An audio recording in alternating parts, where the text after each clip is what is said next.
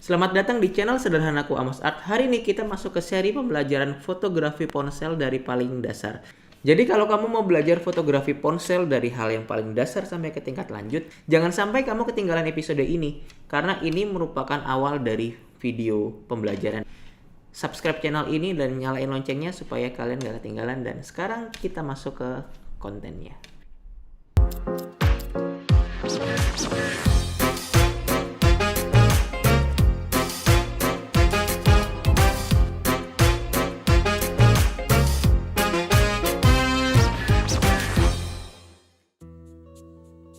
Suasana baru nih guys, kita agak gelap-gelap dikit.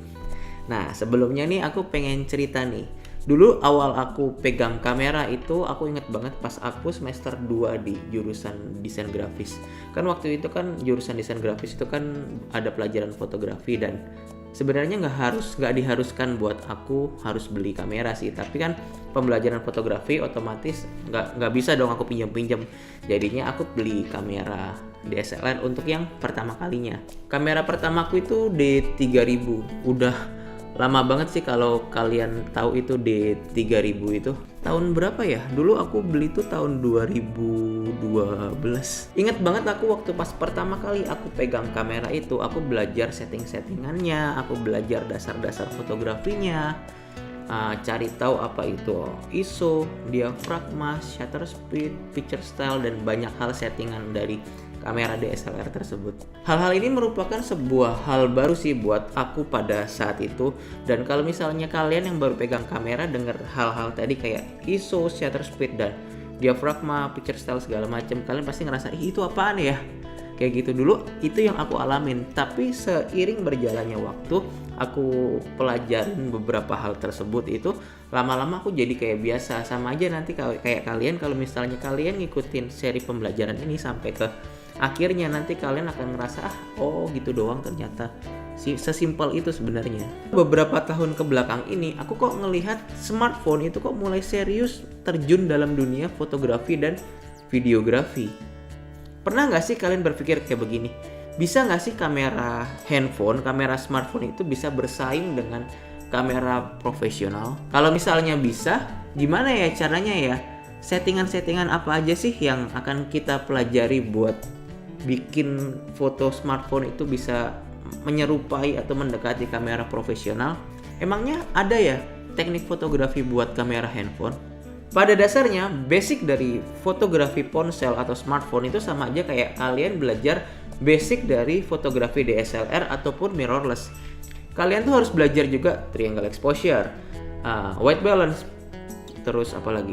Picture profile, dan banyak hal settingan lainnya yang ada di dalam kamera. Ribet ya istilah-istilah tersebut? Tenang, kita belum masuk ke sana kok. Santai aja. Perbedaan dari fotografi ponsel atau smartphone dengan fotografi kamera DSLR atau mirrorless itu adalah kalau misalnya kita buka aplikasi dari smartphone ini, dasar dari aplikasi yang ada di smartphone ini adalah kita moto secara auto nih teman-teman. Jadi saat aku masuk ke kamera seperti ini, itu tuh settingan kamera langsung menyesuaikan pencahayaan yang ada. Contoh kalau misalnya ini aku taruh fokus di tengah gini, jadi kamera ini secara auto itu mengatur settingan yang paling pas buat titik yang aku arahkan itu. Nah setelah dapat seperti itu, fokusnya juga langsung dapat, tinggal aku tarik ke bawah buat ngegelapin, atas buat nerangin. Kamera sendiri yang akan ngatur settingan triangle exposure itu kayak ISO-nya harus berapa, shutternya harus berapa, diafragmanya harus berapa, itu nanti handphone kalian yang mengatur. Jadi semuanya serba auto. Gimana? Gampang kan? Jadi kalian nggak perlu pakai settingan manual kalau misalnya kalian ngerasa settingan manual itu belum dibutuhkan. Di dalam settingan kamera, kalian juga bisa nemuin garis pembantu. Jadi kalau misalnya nih kamu pertama kali masuk ke kamera, ini aku coba kasih record lagi ya. Jadi saat kamu pertama kali masuk ke kamera seperti ini kan nggak ada settingan gridnya nih ya. Kalau kalian lihat di monitor sekarang, ini kan kalau kalian lihat ini nggak ada settingan gridnya. Nah, cara mengaktifkan gridnya itu kamu masuk ke setting. Ini aku settingannya di iPhone ya. Aku masuk ke setting, setelah aku masuk ke setting terus aku cari fungsi kamera. Terus dari tulisan composition kamu masuk ke grid kamu nyalain. Setelah grid kamu nyalain, kamu masuk ke kamera lagi, lalu di kamera kamu itu kayak ada ini nih, ada garis-garis ini. Fungsi dari garis-garis ini adalah membantu kamu buat nentuin garis lurus dari sebuah foto. Contoh misalnya nih, kamu mau foto begini buat foto pemandangan. Kalau misalnya kamu mau foto pemandangan tapi gambarnya miring-miring kan jadinya agak aneh ya.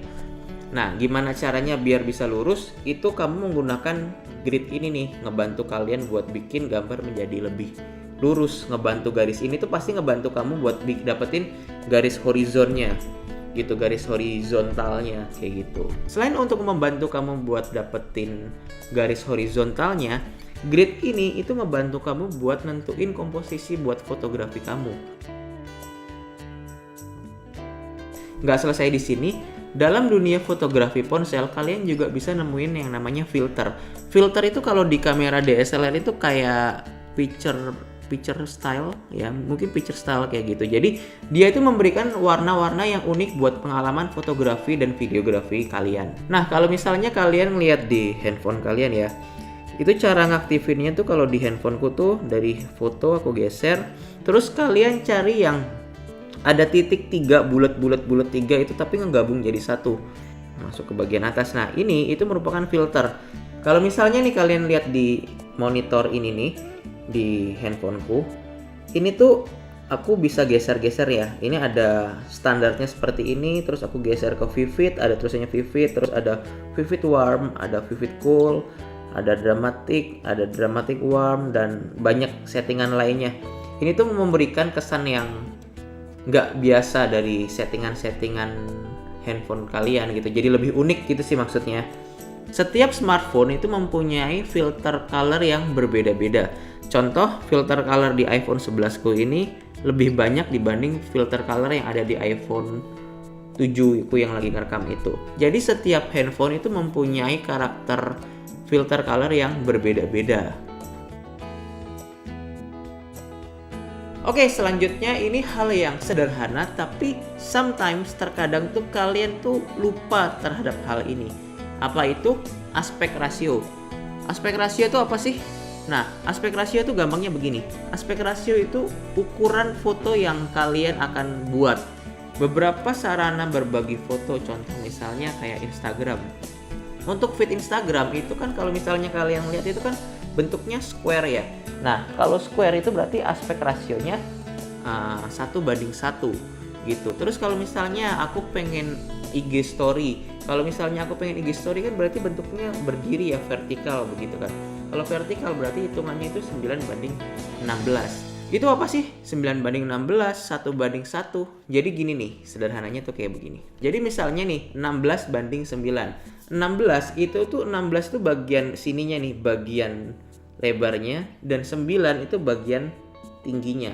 Terus kalau misalnya aku buat begini, kalau aku buat begini berarti bagian bawahnya itu berapa? Bagian bawah itu yang angka depan itu 9, terus bagian belakangnya itu ini 16. Itu kalau misalnya aku bikinnya vertikal, atau biasanya orang bilang portrait ya.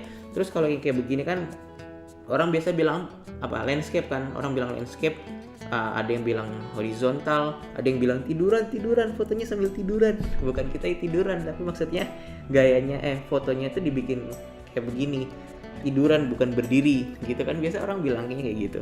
Jadi menurut aku daripada kamu capek-capek nge-crop lagi, motong-motong lagi, ngedit lagi buat postingan, lebih baik kamu langsung setting sesuai dengan ukuran dari tempat yang dimana kamu mau ngebagiin foto tersebut. Ya misalnya nih kamu mau foto buat IG story, kalau misalnya kamu fotonya sambil tiduran begini atau landscape begini kan, nanti bagian atas sama bagian bawahnya kan kayak kosong ya. Jadi menurut aku tuh sia-sia kayak gitu.